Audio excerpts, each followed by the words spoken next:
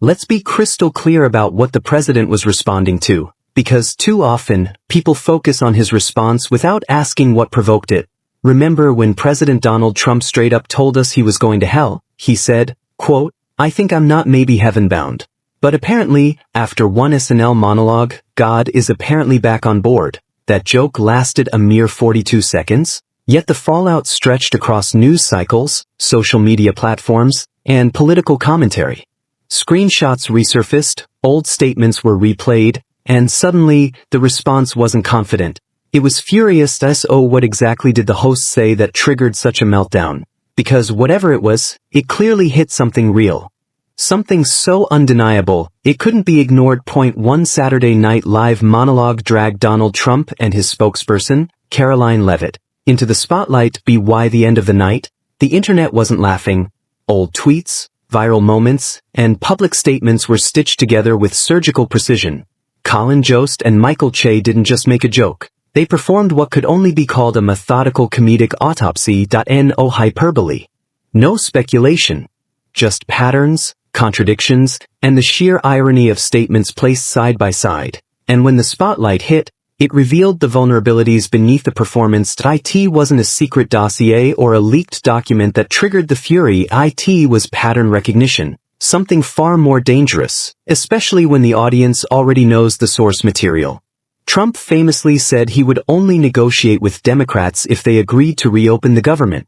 Yet, in the past, he had been caught in a web of contradictions, including incidents like the alleged extortion attempt involving Stormy Daniels.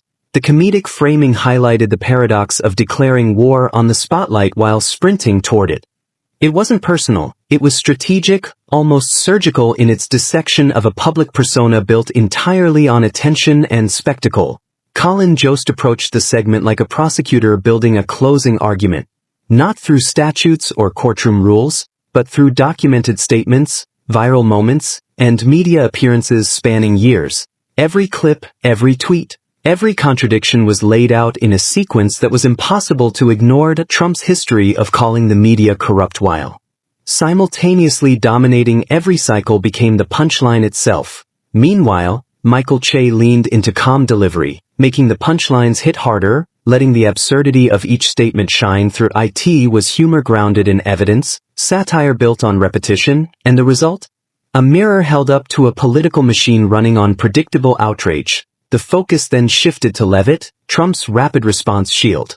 Quick on her feet, media savvy, and unapologetically loyal, she's built a reputation defending controversial moments.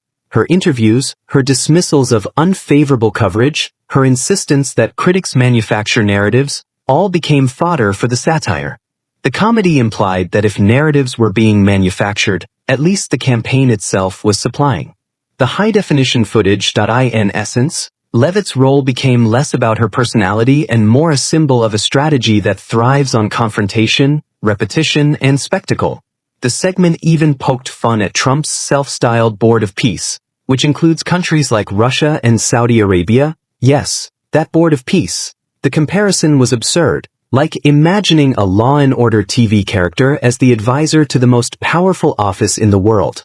Michael Che framed legal developments and political messaging like a streaming service offering only one genre, political persecution drama, renewed endlessly, whether the audience requests it or not. The point?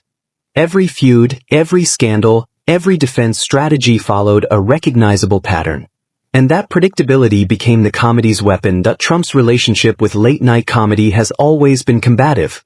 During his presidency, he floated ideas like equal time rules for shows that mock him, suggestions that collide with constitutional realities. He repeatedly criticized portrayals while benefiting from the attention.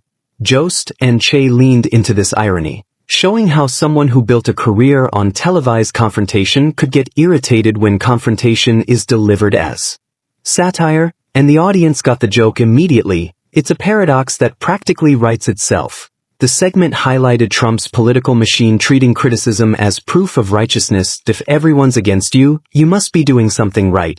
But comedians, by stacking moments in quick succession, turned repetition into punchlines. Trump's posts on Truth Social that night, conspiracy theories, attacks on Democrats, and even a cameo clip from Home Alone 2, were all part of the cycle.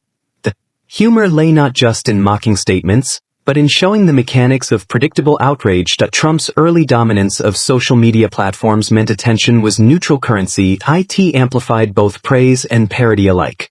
When SNL clips went viral, they followed the same digital highways as his own posts. In modern campaigns, content is measured by virality, framing, and reaction. Levitt's role as spokesperson became a recurring character in a serialized political drama, one where satire is inevitable and repetition is unavoidable. Repeated outrage becomes ritual. Every critic, every journalist, every comedian faces the same predictable cycle. Criticism appears, denunciation follows, supporters rally, media amplifies it.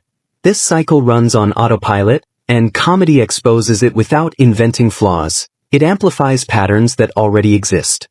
The louder the rebuttal, the more the satire is reinforced. So why did a 42-second joke spark a multi-day controversy? Because it exposed predictability. Trump's public persona, Levitt's rapid defense strategy, the outrage cycles, all were laid bare, documented, and amplified by humor. In an era where politics resembles entertainment, being parodied is not a scandal.